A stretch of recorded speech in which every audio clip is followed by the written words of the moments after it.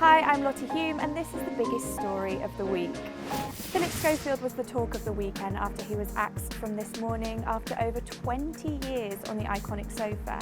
And here we're taking a look at the details behind what has actually happened.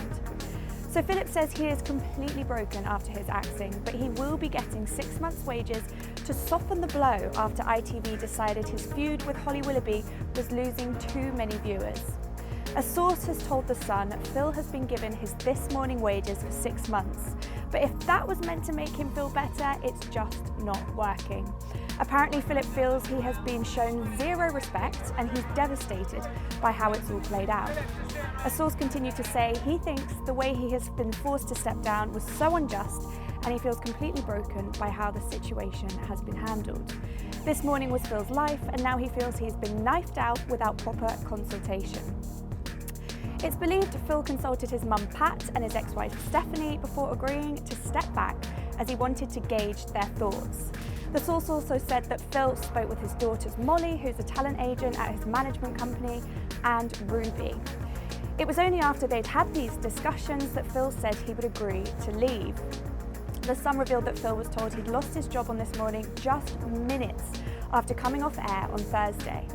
Top brass at ITV decided the situation between him and co-host Holly Willoughby had become unworkable, with the obvious tension between the pair costing the show almost 200,000 viewers. Holly, who has worked on This Morning with Phil for 13 years, will stay on as the main presenter and is returning to the show on June the 5th after a 2-week break. So Monday's episode of This Morning saw Alison and Dermot presenting and Holly is obviously taking some time off. After learning his fate on Thursday, Phil fled to Cornwall to be with his mum Pat.